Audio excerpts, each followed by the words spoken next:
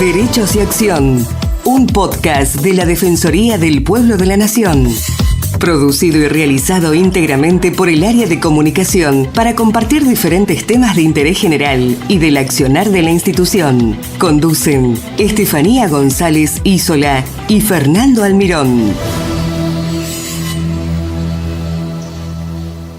Días pasados, el recinto de sesiones del Honorable Consejo Deliberante de General Pueyrredón fue sede del acto de conmemoración del 20 aniversario de la creación de la Defensoría del Pueblo de General Pueyrredón. Con la presencia del titular del cuerpo, Marina Sánchez Herrero, los defensores Fernando Risi, Luis Salomón y Daniel Barraganán, y concejales de distritos bloques. Se contó además con la presencia de los defensores mandato cumplido, Mónica Felices, Cristian Ascona, Alberto Rodríguez, Walter Rodríguez y Fernando Cuesta, representantes de colegios profesionales, sindicatos, ONGs y asociaciones de fomento, autoridades académicas y de las Fuerzas Armadas y Seguridad y una importante cantidad de vecinos. Sánchez Herrero ponderó el rol de la Defensoría y su vínculo con el cuerpo deliberativo, destacando su importancia vital en la defensa de los derechos de los ciudadanos y la consolidación de la democracia. Por eso estamos en comunicación con el defensor del pueblo de General Pueyrredón, Fernando Risi, uno de los defensores comunales que integra el órgano colegiado, integrado también por Daniel Barragán y Luis Salomón. Hola Fernando, ¿cómo está? Felicitaciones por estos 20 años de la Defensoría del Pueblo de General Pueyrredón. ¿Qué tal? Buen día, ¿cómo les va? Un gusto estar en contacto con ustedes.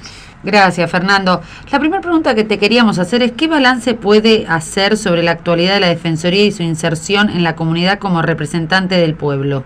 Bueno, estos 20 años han sido 20 años de mucho trabajo, de mucha abnegación por parte de quienes han precedido, entre otros el doctor Rubén Vespa y la doctora Beatriz Arza, ya fallecidos, que han sido el primero y segundo defensor titular de General Pueyrredón.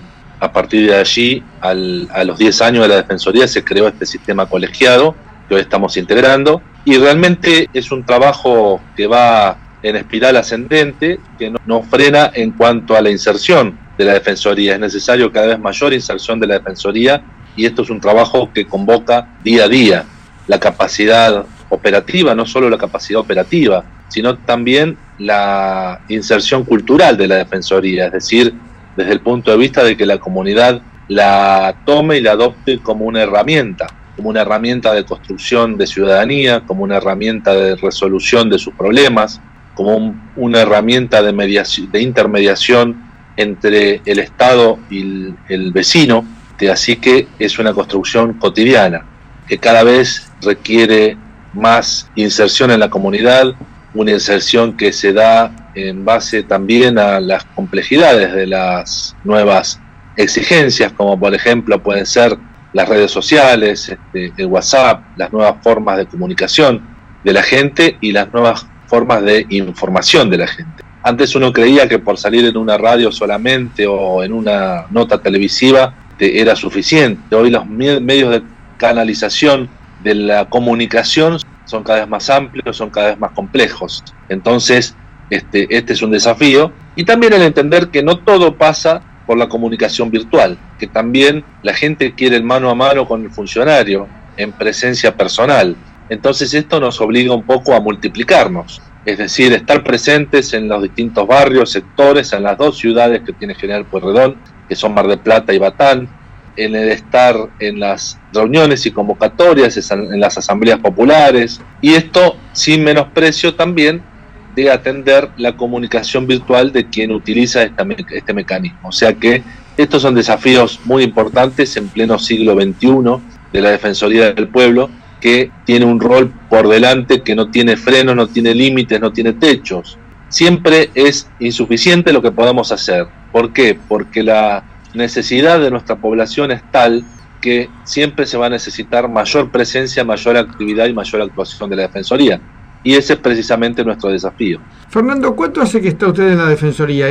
Podría decir un veterano ya en la tarea pública, ¿no? Yo llevo 9 años y un poquito más. Sí, lo conocemos un montón, Fernando. Claro. ¿Y cómo vio los cambios? ¿Cómo fueron los cambios además de este tema virtual? ¿Qué otros cambios fue notando en el rol de la Defensoría, en los pedidos de la gente, en la representatividad que tiene la Defensoría para la población? Bueno, acá no podemos dejar de señalar lo que fue la pandemia. Sí. el grado de desesperación, de ansiedad y de angustia de la gente. Parece irreal lo que vivimos. Sí, fue para nosotros una cuestión desafiante, ¿no es cierto?, que nos interpeló mucho. Y el después de la pandemia también, porque notamos que la gente quedó en una situación de mayor vulnerabilidad, de mayor hasta, digamos, irascibilidad o sensibilidad. La gente, a nuestro entender, a nuestra visión, quedó muy sensibilizada. Muchas cuestiones vinculadas a la tolerancia o a la falta de tolerancia han florecido, han aflorado en las vinculaciones entre personas. Y esto nosotros lo notamos en el día a día. Ayer hablábamos con colegios profesionales acerca de la agresividad de la gente y la violencia de la gente hacia los profesionales de determinadas profesiones. Acá lo notamos con la predisposición que tiene la gente cuando viene a pedir las cosas o a reclamar sus derechos. Es decir, a veces es en modo racional, a veces no tanto. Entonces, esto es una preocupación, de que significa también cambios sociales y cambios de humor de la población que son muy fuertes y muy destacables. Así que bueno, esto también es desafío, ¿no es cierto? Y bueno, en cuanto a la estructura de la Defensoría, el gran cambio se produjo hace 9 años cuando se estableció este sistema colegiado que ustedes conocen muy bien y que, bueno, la gente debe imaginar que en vez de tener un defensor y adjuntos, como pasa en todas las defensorías, el resto de las defensorías del país, aquí en General Pueyrredón tenemos 3 defensores que actuamos, ¿no es cierto?, a paridad de funciones. Y además elegidos por distintos caminos, como quien dice, ¿no? Uno por la asociación profesionales, otro por las asociaciones vecinales, es decir, está muy bien delimitado la forma de llegar. Es como quien dice más difícil el arreglo político, sino que es más limpio, más transparente. Me parece a mí, ¿no? Sí, es más participativo, ¿no es cierto?, más abierto, más visible, desde el punto de vista de que, bueno, hay una elección que tiene 3 o 4 meses de preparación, es decir, se tienen que escribir las ONG, los colegios profesionales, la sociedad de fomento, se tienen que escribir los candidatos aspirantes a ser defensores del pueblo, hay todo un periodo de campaña, ¿no es cierto?, de contacto de los candidatos con las entidades a cuyo voto aspiran, y esto se hace obviamente a la luz de la prensa y a la luz de la opinión pública. Y Fernando, ¿cuáles son las cuestiones más importantes que preocupan a los habitantes del partido de General Pueyrredón? Bueno, la verdad que tenemos muchísimo nosotros, ¿no es cierto? Obviamente los servicios públicos siempre son cuestiones muy importantes, sobre todo en lugares como el nuestro, donde tenemos un servicio de agua, cloacas y desagües que es municipal, que es la empresa Obras Sanitarias, que es una empresa que no tiene un organismo de control. Entonces actuamos a veces como el organismo de contralor de esa empresa municipal. También el resto de los servicios públicos, todos los servicios públicos, la luz, el gas, la recolección de residuos, el servicio de transporte colectivo de pasajeros, son constantes motivos de reclamos, de quejas y de solicitudes, ¿no es cierto? Nosotros tenemos mucho, obviamente, reclamo o quejas que se incrementan año a año en cada temporada estival. Siendo una ciudad turística, claro, tenemos un servicio que es la Defensoría del Turista, incrementa la intervención de la Defensoría y la actuación de la Defensoría mucho, y las temáticas a tratar también, porque a veces van desde el estado de una almohada en un hotel hasta cuestiones vitales como es la asistencia de una persona que se accidentó y que necesita la atención de vida o muerte de un servicio de salud, ¿no es cierto? Entonces, esto es también desafiante, genera una movilización de la Defensoría, un grado de agilidad y destreza a la hora de tratar los temas y sobre todo tratar los temas más urgentes, ¿no es cierto? Así que esto es un motivo de muchos reclamos y de mucha presencia. Y después tenemos aquellos temas que nosotros no podemos tratar porque nuestra ordenanza nos impide tratar los temas entre particulares, a los cuales le buscamos la vuelta. Me refiero a temas de ruidos molestos entre vecinos, temas de disputas entre vecinos, temas de propiedad horizontal. Ustedes saben que Mar del Plata tiene un parque de edificios importantísimo y que tienen la particularidad de que en esos edificios en muchos casos la gente no vive todo el año, porque son de turistas que lo utilizan en los meses de enero, febrero. Claro.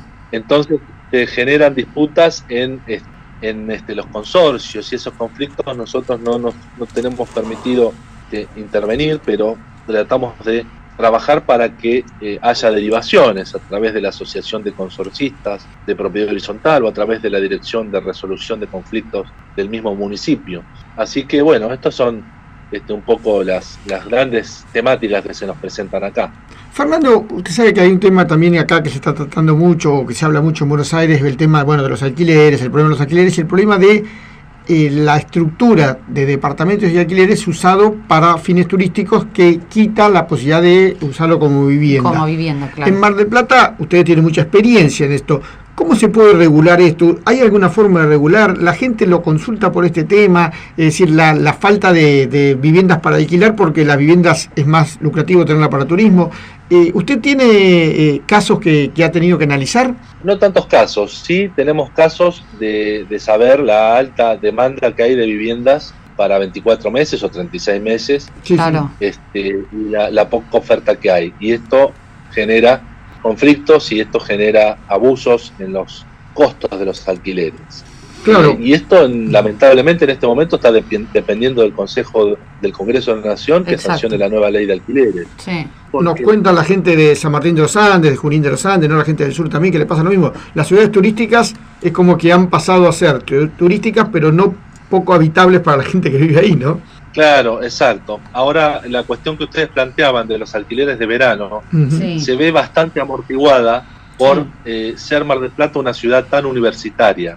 Claro. Entonces, hay mucha gente que alquila en verano a turistas y en invierno a estudiantes. Entonces, no queda ociosidad en muchas viviendas que son destinadas a estudiantes. Pero, sin dudas, lo que alquilan los estudiantes es un número menor que la cantidad de viviendas que se alquilan por temporada en verano. Lamentablemente está tan librado al mercado que incluso desconocemos cifras, desconocemos las estadísticas, hacer tanta cantidad porque estamos hablando de miles de viviendas. Y Fernando, ¿cómo están gestionando las quejas de usuarios por la mala prestación del servicio de colectivos y el mal funcionamiento de la aplicación cuando llega? Bueno, ese es otro tema, Sí. ¿no es cierto? Nosotros estamos trabajando varios temas con el área de movilidad urbana, y el tema de la frecuencia de los colectivos, de la higiene de los colectivos, es un tema de mayor desagrado e insatisfacción de la gente. La aplicación cuando llega tendría que estar funcionando normalmente y sin embargo no lo está, Claro. y en esto estamos a la espera de los informes de movilidad urbana. Así que es una cuestión periódica, permanente y preocupante, porque acá tenemos un transporte colectivo de 119 pesos el boleto, y ahora hay un pedido de los empresarios de que pase a más de 200 pesos el boleto de colectivo, es decir, es un servicio caro e ineficiente. Entonces Claro. la gente obviamente se queja con mucha razón. En Ciudad de Buenos Aires se paga 45, 46, 41, depende. Claro, acá lamentablemente no nos alcanza la política de subsidios que hay en el AMBA, ¿no es cierto? Entonces los valores de las unidades de colectivos, del boleto de colectivos, del boleto plano, es absolutamente caro, Claro. porque los subsidios son pocos, son bajos. Entonces esto genera, por supuesto, una problemática en un servicio que todavía no recuperó las frecuencias, por ejemplo, de antes de la pandemia. Y para finalizar también hay otro tema en el que ustedes están trabajando, que es la implementación de los descuentos por zona fría al gas envasado. ¿Se están aplicando los descuentos? ¿Qué es lo que reclama la gente? Bueno, la ley de zona fría salió aprobada en el invierno del 2021. Inmediatamente los usuarios de gas por redes, gas natural, empezaron a tener el descuento del 30 o del 50%. La bonificación también alcanza a las garrafas y a los tubos de gas, y esto pasó al gobierno provincial, que recibe el subsidio para ser aplicado en la comercialización de estos envases de gas que recibe o que adquiere la población. Y sin embargo la provincia de Buenos Aires todavía no lo ha puesto en marcha. Se creó en febrero del 2022, o sea, hace más de un año, el registro de usuarios de gas envasado, y todavía no se ha implementado. Así que nosotros lo que estamos reclamando a la provincia de Buenos Aires es la implementación de este registro para que la gente acceda a un derecho legal, ¿no es cierto?, que está considerado en una ley nacional y que todavía sigue siendo un derecho en fase de expectativa, por lo tanto un derecho conculcado. Así que en este sentido nos hemos dirigido a la provincia de Buenos Aires, a la subsecretaría de Energía de la provincia de Buenos Aires, para que nos informe al respecto. Así que estamos a la espera de esto. Pero es un reclamo muy común y muy corriente de la población, sobre todo ahora que arrancan los meses de mayor uso de gas. Perfecto, Fernando, la verdad como siempre un placer hablar con vos. Nuestra relación perdura por los años que estás ahí a cargo de la Defensoría, ¿no? Y también un saludo extensivo para los otros defensores de Mar del Plata, las felicitaciones por estos 20 años. Es muy lindo que las instituciones sigan cumpliendo años y sigan funcionando, sobre todo, y fundamental, importantísimo. Gracias, Fernando. Y sabemos de tu trabajo, Gracias, ¿no? Día a día. Gracias a vos. Muchas gracias, un fuerte abrazo. Gracias, hasta luego. Muchas gracias por escucharnos. Los esperamos en una nueva emisión de Derechos y Acción.